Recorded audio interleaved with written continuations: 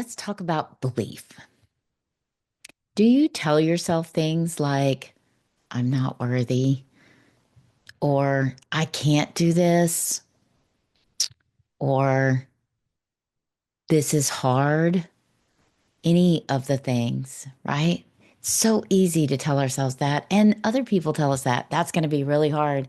I don't know if you can do that. The economy's not good, or the job market's not good, or, you know, people have a hard time doing that health wise, or, people love to say that something's going to be difficult or hard or not doable. People, for whatever reason, society has come to the point where we think safe is the best. But most of the time,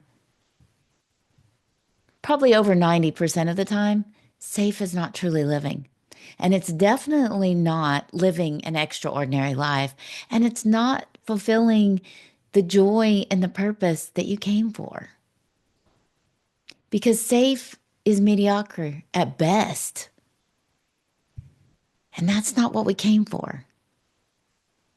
We came here to live full out, to love our life.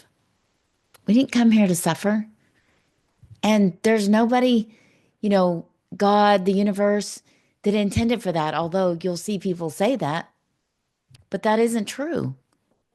We suffer because we do it to ourselves by what we're telling ourselves, by what we're taking in from others and allowing to be true that isn't true.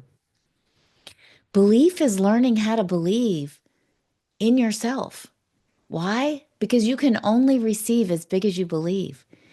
When we say that, we think, well, God, the universe, they're in charge and they'll decide. No, you have to decide too. Because what happens is God, the universe, offers you all these things. And because you're telling yourself, I can't, it's too hard, that's not for me, you don't even see some of them. You have no idea that you've said no to so much because you never saw it in the first place because you were not in the space to see it. An email comes and or something on TV or someone knocking at there's so many opportunities that we don't even realize came our way because what we were already telling ourselves.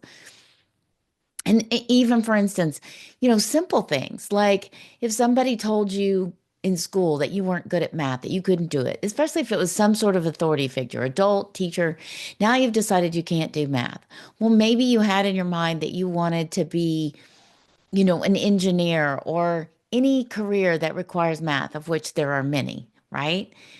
Then you say, well, I can't be what I wanted to be. And then you settle for something else and you're not happy. And all the time, there's another way that, like, our brains work all kinds of different ways.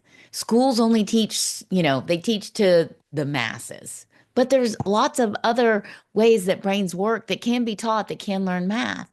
But you've already told yourself that you can't. And so you've given up on your dream and life is mediocre. Life doesn't feel great. And it affects your physical health. It affects your joy level. And you can choose something different at any point in time that you are ready to change the story you're telling yourself. And you can't go straight from 20 years or 10 years or whatever it is of saying, I can't do math. I'm terrible at math. Everybody says I'm terrible. I flunked it this many times. I had to take remedial, whatever it is. You can't do it as long as you're telling yourself that story.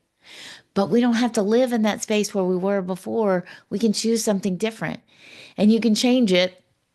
We'll only mention this briefly here because it's just to help you understand how you get to believing, but you can start to reframe it and say some things to yourself like, what would my life be like if I could do what I really wanted to do? What would happen if there is a way for me to learn to get good at math? And then as you're telling yourself these things and you're starting to imagine, wonder what that would be like. Then all of a sudden things will happen like you'll get a junk mail thing and it's about teaching adults math in a different way or adult education math where they teach it in all kinds of different ways. Or you'll see an advertisement on TV you've seen a million times before and never noticed that actually says it's adult education for math and learning it in different ways.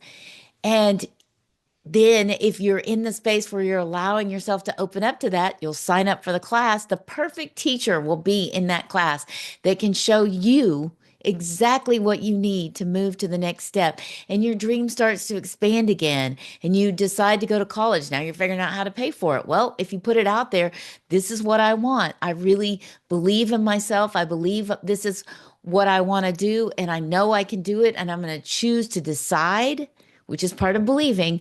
It's that next definite step. I am going to do this. And when you do that, then God, the universe sends you, and you're looking, because now your brain, you've allowed your brain, your prefrontal cortex to get in gear and start focusing and finding the things you're choosing to believe in and making it happen. And that is the power of changing your thoughts so you can let in more belief